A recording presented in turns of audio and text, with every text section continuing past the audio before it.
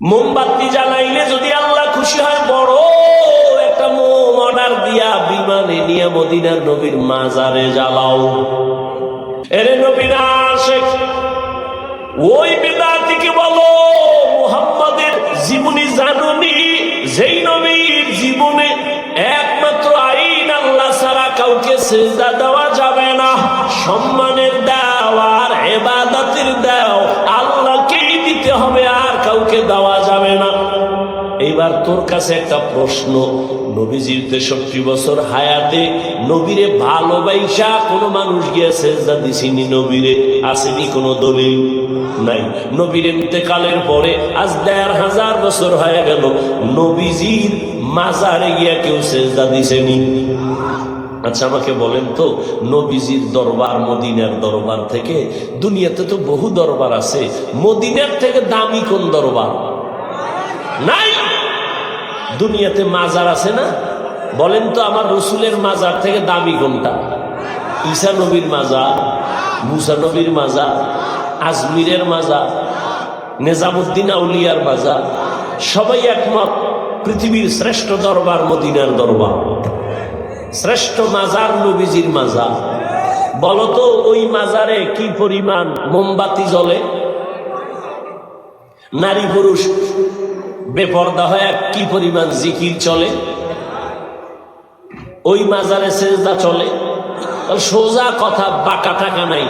নবীজির শ্রেষ্ঠ দরবার মদিনা, পৃথিবীর শ্রেষ্ঠ মাজার রহমতুল লিল আলামিনের মাজারে, এই দরবারে আর মাজারে যা চলে না, পৃথিবীর কোন মাজারে আর দরবারে তা চলতে দেওয়া হবে না।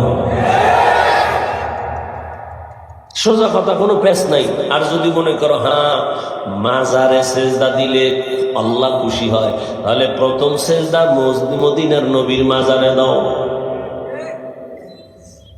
কোনদিন হবে না রে বাবা, এই চালাকি ছেড়ে দাও, সরল মনে চলো, আল্লাহর কাছে অনেক দামি হইবা। আল্লাহ পাক রব্বুল আলামিন বলেন, ও দুনিয়ার মানুষ যারা আমার সাথে মোলাকাতের ইচ্ছা করো, আমি রবের সাথে মোলাকাত করতে চাও, তোমাদের কর্মসূচি একটা, নেক আমল করো। দ্বিতীয় কর্মসূচি শিরিক করবা না। আল্লাহর মতো আরো আল্লাহ আছে মনে করার নাম শিরিক। আল্লাহর ক্ষমতার মতো কারো ক্ষমতা আছে মনে করার নাম শিরিক। যারা মনে করবে তাদের নাম মুশরিক। আল্লাহর কিছু স্পেশাল গুণ আছে, এই গুণটা আরো কারো মধ্যে আছে মনে করার নাম শিরিক। যারা মনে করে তাদের নাম মুশরিক। মুশরিকদের জন্য জান্নাত হারাম। যেমন আল্লাহর স্পেশাল একটা গুণ হলো তিনি রিজিক দেনওয়ালা রাজ্জাক, এই গুণটা আর কারোর মধ্যে আসেনি, নাই। যদি কেউ মনে করে আমাকে চাকরি রিজিক দেয়, আমারে সরকার দেয়, গ্রামীণ ব্যাংক আমাকে রিজিক দেয়, দুনিয়ার কেউ রিজিক দেয়, মনে করার নাম শিরিক। সন্তান দেওয়ার মালিককে আল্লাহ, আরো কেউ সন্তান দেওয়ার ক্ষমতা রাখে মনে করার নাম শিরিক। যারা শিরিক করবে তাদের নাম মুশরিক। মুশরিকদের জন্য জান্নাত হারাম। ইন্নাল্লাহা লা ইয়াগফিরু আন ইউশরাকা বিহি ওয়া ইয়াগফিরু মা দুনা যালিকা লিমান ইয়াশা ওয়া মান ইউশরিক বিল্লাহ ফাকাদ ইফতারা ইসমান আযীমা ওয়া মান ইউশরিক বিল্লাহ ফাকাদ দাল্লা দালালান বাঈদা ওয়া মান ইউশরিক বিল্লাহ ফাকাদ হারামাল্লাহু আলাইহিল জান্নাহ। আল্লাহর সাথে শিরিক করবা না, নেক আমল করো ইখলাস নিয়া। ও আমার কলিজার যুবক, এমন বয়ান, এত বয়ান, তাবলীগে ওয়াজ, তাবলীগওয়ালাদের বয়ান, পীর মাশায়েখের বয়ান, বয়ান তো তুমিও জানো। মিথ্যা বলা হারাম, গালি দেওয়া হারাম, গীবত করা হারাম, নাচ দেখা হারাম, গান শোনা হারাম, চুরি করা হারাম, ডাকাতি করা হারাম, জুলুম করা হারাম, মানুষকে জবাই করা হারাম। সব জানো, মানো না কেন রে বাবা? নামাজ পড়া ফরজ, মা বাবার খেদমত করো জীবনে, হজ ফরজ হলে হজ করো ফরজ, ধনী যাকাত দাও বছরে একবার ফরজ। সব জানার পরে বয়ানও চলতেছে, আমল নেই কেন রে বাবা? ও যুবক, আমি আজকে তোমাকে পায়ে ধইরা ধইরা বুঝাইতেছি নামাজ পড়ো, নবীর কথা অনুযায়ী চলো, এরপরেও তুমি বুঝো না। অথচ তুমিও মুসলমান, আমিও মুসলমান, তোমার আমার আল্লাহ এক, নবী এক, কোরআন এক, কাবা এক, ধর্ম এক, কালেমা এক, এরপরেও কেন বাবা তুমি লাইনে আসো না? তোমার তোমার আমার আল্লাহ কি দুই না এক? তোমার আমার নবী, কাবা, ধর্ম, কালেমা, দুনিয়াতে আসছি সবাই এক। শুধু বৈলরের মানুষগুলো মনে হয় যেন আসার সময় লঙ্গি পরে আসছিল। বিদায় বেলা কাফনের সংখ্যাও হবে 3টা, তাও এক। আমি বক্তার কারণে একটা সম্মানে কাফন বাড়াইয়াও দিবে না। তুমি রিক্সার ড্রাইভার মইরা গেল একটা কাফন কেউ কমাইয়াও দিবে না। তোমারও 3 কাফন, আমারও 3টা কাফন। মা বোনদের জন্য 5টা কাফন, কালার হবে আলাদা, কালার সবার এক। কাফনের উপরে লেখা থাকবে বড় হুজুরের লাশ, এমপি সাহেবের লাশ, না কারো উপরে লেখা থাকবে না। আজকে আমি বক্তা যত ভাব দেখাই, তুমি টাকার ক্ষমতার ভাব দেখাও না কেন, সাদা কাফনে যেদিন ঢুকবা সব বাহাদুরি বন্ধ হয়ে যাবে। ওই সাদা কাফনের কালার এক, কবরের সাইজও হবে এক। ওই কবরে রেখে প্রশ্ন করা হবে 3টা, তাও এক। তুমি ধনী না গরিব, আলেম না মূর্খ, প্রশ্ন হবে না, প্রশ্ন হবে 3টা। রবের পরিচয় দাও, ধর্মের পরিচয় দাও, রাহমাতুল লিল আলামিনের পরিচয় দাও।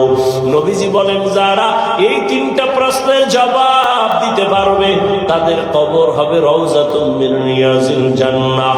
আর যারা জবাব দিতে পারবা না তাদের কবর হবে হুফরাতুম মিন হুফারিন নার। ওই কবরের জবাব কে দিতে পারবে? আমরা হুজুরেরা। কি গ্যারান্টি আছে? ওরে আমাদের হুজুরদের যদি গ্যারান্টি থাকতো তাহলে আল্লাহর নবীর হাতে হাত লাগাইয়া 10 জন সাহাবা জান্নাতের টিকিট পাইছেন। ইতিহাস বইরা দেখেন, তারাও জীবনভর কান্না কান্না কান্না, আল্লাহর আদালতে কেমনে দাঁড়াবে। রহমতের নবী বলেন, আমি তো আয়েশার হুজরায় ঘুমাইতেছি এশার নামাজের পর, আমি ঘুমাইলাম আর চোখ বন্ধ, আমার অন্তর ঘুমায় না। আমার মাথার কিনারাই তো মসজিদে নববী। হঠাৎ রাতের গভীরে শুনি কান্নার আওয়াজ। রাতের এই গভীরে কে কান্না করে? আমার ঘুম ভেঙে গেল। আমি ঘুম থেকে উঠলাম, নজর দিয়ে তাকায় দেখি সাধারণ কোনো বান্দা কাঁদে না, আমার সাহাবী, জান্নাতের 1 নাম্বার সাহাবী আবু বকর নামাজে দাঁড়ায় কান্না করতেছে। আমি রহমতের নবী উঠছি, আমার আবু বকর এই গভীর রাতে কেন কাঁদেন? আমি ওইটা পেছনে চলে গেলাম, চুপ করে দাঁড়াইলাম। আবু বকর হাউমাউ করে কাঁদতেছেন। নামাজ শেষ, আমি জিজ্ঞাসা করলাম, ও আবু বকর, আমার নামাজে দাঁড়ায় কেন কান্না করলেন? আবু বকর চোখের পানি ছেড়ে বলেন, নবী, আল্লাহর আদালতে কেমনে দাঁড়াইয়া হিসাব দিব সেই ভয় কান্না করেছিলেন নবী। রহমতের নবী বলেন, আবু বকর, জান্নাতি 10 জন সাহাবাদের মধ্যে আপনার তো 1 নাম্বার সার্টিফিকেট আছে, এত টেনশন কেন? আবু বকর কান্না করে বলেন, ইয়া রাসূলুল্লাহ, আপনিই তো বয়ান করে বলছেন কিয়ামতের ময়দান হবে বড় কঠিন, জমিনটা হবে কিয়ামতের মাঠ, আরাফার ময়দান হবে আল্লাহর আদালত, স্টেজ হবে আল্লাহর আদালত।